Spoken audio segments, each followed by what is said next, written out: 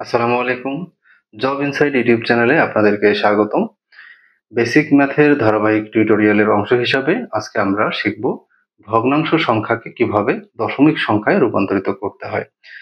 তো এর প্রথম যে আমরা অঙ্কটি বেছে নিয়েছি সেটি হচ্ছে 3/4। তো এই ভগ্নাংশটিকে আমরা দশমিক সংখ্যায় রূপান্তরিত করব। আমি বরাবরের মতো বলবো যে যারা ম্যাথে যাদের দুর্বল বেসিক রয়েছে তারা ভিডিওটি শেষ পর্যন্ত দেখবেন, আর যাদের ম্যাথে উইকনেস নাই আমি বলবো আপনারা ভিডিওটি স্কিপ করতে পারেন। তো দেখুন যে এখানে বলা হচ্ছে 3/4 অর্থাৎ 3কে আমরা 4 দ্বারা ভাগ করব, অর্থাৎ লব বাই হর। লব হচ্ছে 3, হর হচ্ছে 4 এবং এখানে লব হচ্ছে ছোট এবং হর হচ্ছে বড়। তো এই ধরনের অঙ্কগুলোর ক্ষেত্রে আমরা কি করব, আমরা যখন ভাগ করব, ভাগ করার ক্ষেত্রে আমরা আমাদের ভাগের যে রূপান্তর আমরা ঠিক সেই অরিজিনাল ভাগে আমরা চলে যাব এইভাবে, যে আমরা 3কে 4 দিয়ে ভাগ করব, এরকম আমরা রূপান্তরে চলে যাব। এখন দেখুন যে আমার এই 4 দিয়ে আসলে 3কে কিন্তু ভাগ যায় না। কারণ আপনি যখন 4 এর গুণিতক বের করবেন, যে 4 একে 4, 4 দোকানে 8, অর্থাৎ 3 এর চেয়ে বড় দিয়ে শুরু হচ্ছে। তার মানে এই 4 কে দিয়ে 3 ভাগ করা যাচ্ছে না। এজন্য আমরা কি করব, যে এই 3 এর পরে আমরা একটা দশমিক বসিয়ে এখানে একটা শূন্য আমরা নিয়ে আসব। দেখুন, আপনি যখন কোনো সংখ্যার শেষে এরকম দশমিক দেওয়ার পরে শূন্য নিয়ে আসবেন, তখন এই সংখ্যাটির মানের কোনো পরিবর্তন হবে না। অর্থাৎ সে আগেও 3 ছিল, এখনোই 3ই আছে, 3 রয়েছে। কিন্তু অঙ্ক করার সুবিধার্থে আমরা এই দশমিকটি নিয়ে আসলাম।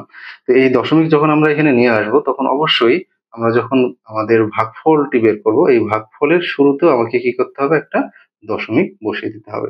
ঠিক আছে? তো এখন দেখুন, এখন আমি মনে করব আমার এখানে দশমিক নেই, কারণ এই দশমিকের পরিবর্তে আমি এখানে একটা দশমিক বসিয়েছি। এখন দেখুন, এই দশমিককে যদি আপনারা উঠিয়ে দেন তাহলে এখানে কত আসতেছে, সংখ্যাটি 30, 30 আসতেছে। এখন 4 দিয়ে কিন্তু এই 30 কে ভাগ করা যায়, অর্থাৎ যদি আমরা 4 এর যে গুণিতকগুলো সেগুলো যদি আমরা বের করি তাহলে আমরা দেখতেছি কত আসতেছে, 4 সাথে 28, অর্থাৎ আমরা 7 দিয়ে যদি গুণ করি 4 সাথে কত আসতেছে, 28 আসতেছে, 28। তো এবং এরপরে যদি আমরা বিয়োগ করে দেখি, আমরা নরমাল যেভাবে ভাগ করে থাকি, যে এখানে শূন্য অর্থাৎ 10 রয়েছে, 10 এর থেকে যদি 8 বিয়োগ করা হয় তাহলে কত দাঁড়াচ্ছে, 2।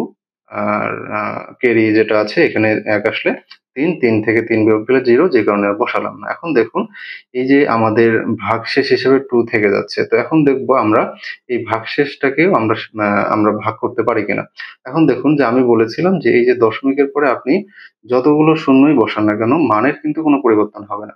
তো আমরা অঙ্ক করার সুবিধার্থে কি করলাম, যে আরো একটি শূন্য আমরা নিয়ে আসলাম। তো এখন যে শূন্যটি এখানে নিয়ে আসলাম, এই শূন্যটি আমি এখানে বসিয়ে দেব। এখানে আমি বসিয়ে দিলাম। ঠিক আছে? আমি নিচে নামিয়ে নিলাম। এখন যদি আমি দেখি যে 4 দিয়ে এই 20 কে বা 20 কে ভাগ যায় কিনা, তখন আমি দেখতে পাচ্ছি হ্যাঁ, ভাগ যায়। অর্থাৎ 4 5 এ 20, অর্থাৎ এই ৪ এবং ৫ এ যদি গুণ করা হয় তাহলে কত দাঁড়াচ্ছে? ২০ হচ্ছে। অর্থাৎ তখন আর কোনো ভাগশেষ থাকছে না। অর্থাৎ দেখুন যে এই যে 0.75, অর্থাৎ 0.75 মানে আমরা যেহেতু দশমিকের আগে কোনো সংখ্যা নেই সেহেতু আমরা এখানে শূন্য বসিয়ে দিতে পারি। অর্থাৎ 3/4 এর পরিবর্তে আমরা 0.75 বসাতে পারি। তো দেখুন আমরা কিভাবে এরকম একটি ভগ্নাংশকে দশমিকে খুব সহজেই রূপান্তর করতে পারলাম। ঠিক একই রকম ভাবে এখানে বলা হচ্ছে 1/3। এই 1/3 কে আপনারা একইভাবে আমরা এখানে যেভাবে করলাম ঠিক একইভাবে যদি আমরা করি, ভাগ করি, যে আমরা যদি আমরা এভাবে করি যে 3 কে আমরা 3 কে দিয়ে আমরা 1 কে ভাগ করব। এখন দেখুন যে এই 3 যখন আপনি গুণনীয়ক বের করবেন তখন আপনার ৩ অকে ৩, অর্থাৎ ১ম যে প্রথম যে সংখ্যাটা সেটি আসলে ১ এর চেয়ে বড় চলে আসতেছে, যে কারণে ভাগ যাচ্ছে না। এজন্য আমরা এখানেও কি করব, একটি দশমিক দিয়ে শূন্য বসিয়ে নেব। তাহলে এখানে দশমিক দেওয়ার কারণে আমি ভাগফল যেখানে বের করব তার শুরুতেও একটি দশমিক দিয়ে নেব। এখন এখন দেখা যাচ্ছে যে আমার অ্যা এই যে দশমিককে যদি আমি আ নাই মনে করি, অর্থাৎ দশমিকের অস্তিত্ব যদি আমি এখানে না নিয়ে আসি তাহলে আমার কত দাঁড়াচ্ছে, ১০। এখন কিন্তু ৩ কে দিয়ে ১০ ভাগ যায়, অর্থাৎ ৩ তিরিকে ৯, অর্থাৎ ৩ এবং ৩ যদি গুণ হয় ৩ ৩ এ হচ্ছে ৯। ঠিক আছে? এখন স্বাভাবিকভাবে যদি আপনি বিয়োগ করেন তাহলে কত আসতেছে? আ এখানে 0 আছে, অর্থাৎ ১ চলে আসলে ১০, ১০ এর থেকে ৯ গেলে হচ্ছে ১।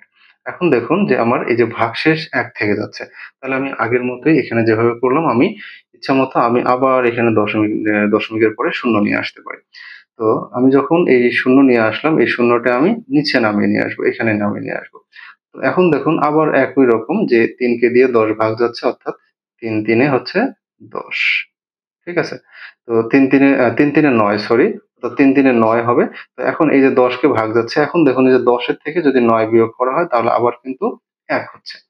তো আবারও আমার ভাগশেষ থেকে যাচ্ছে। তো আমি কি করলাম? আবার আমার এখানে শূন্য, আমি আবার একটি শূন্য অতিরিক্ত নিয়ে আসলাম। এখন এই শূন্যটিকে আমি আবার এখানে নামিয়ে নিয়ে আসবো।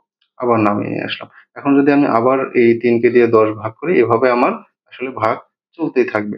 ঠিক আছে? তাহলে দেখুন এভাবে আমার ভাগটি চলতেই থাকবে। এরকম আ আপনার এটি হচ্ছে অসীম পর্যন্ত চলতে থাকবে। তো তখন আমরা এটিকে কিভাবে লিখবো? দেখুন, যেহেতু এই যে দশমিকের আগে কোনো সংখ্যা নেই, এজন্য আমরা এখানে আবার শূন্য দিয়ে লিখবো। তো এজন্য আমরা কি করতেছি যে 1/3 এর ভাগফল হচ্ছে 0.3333 এরকম দিয়ে আমরা অসীম আমরা হিসেবে দেখাতে পারি, অথবা এটিকে আমরা সংক্ষেপে এভাবে লিখতে পারি যে 0.3 দিয়ে এই যে রিপিটেড, অর্থাৎ এর উপরে যখন আমরা এরকম একটা দাগ দিব, এটি বোঝানো হচ্ছে যে এই ৩ টি বারবার আপনার রিপিট হচ্ছে, বারবার এটি চলে আসতেছে। এজন্য শর্ট ভাবে আমরা এভাবেও লিখতে পারি। ঠিক আছে? আচ্ছা, একই রকমভাবে এর চেয়ে একটু বড় সংখ্যা যদি আমরা দেখি যে 9/25, তো এই সংখ্যাটিকেও আমরা কিভাবে এভাবে ভগ্নাংশ, এটি কিন্তু ভগ্নাংশ মানে আমরা জানি কি লব বাই হর এই আকারে আছে। আর দশমিক মানে আমরা জানি কি যে এইরকম আ আপনার 0 পয়েন্ট বা 1 পয়েন্ট, অর্থাৎ পয়েন্ট থাকবে, আমরা যেটাকে পয়েন্ট বলতে অভ্যস্ত। তো এরকম দশমিক থাকতে হবে। এখন দেখুন এই যে 9/25 রয়েছে। ঠিক একই রকমভাবে আমরা এখানে যেভাবে করলাম, একই রকমভাবে এখানে করব। ভাগ করব যে 25 কে দিয়ে আমরা ৯ কে আমরা এখানে ভাগ করব। তো আমরা দেখতে পাচ্ছি যে ২৫ এর চেয়ে ৯ ছোট, যে কারণে আসলে ভাগ যাচ্ছে না। এজন্য আমরা দশমিক দিয়ে আবার এখানে শূন্য নিয়ে আসলাম। তাহলে আমার ৯০ হয়ে যাচ্ছে। এখন কিন্তু ২৫ কে দিয়ে ৯০ ভাগ যায়। তো এখন এখানে দশমিক বসানোর কারণে উত্তরে আমরা এখানে ভাগফলের শুরুতেও দশমিক নিলাম।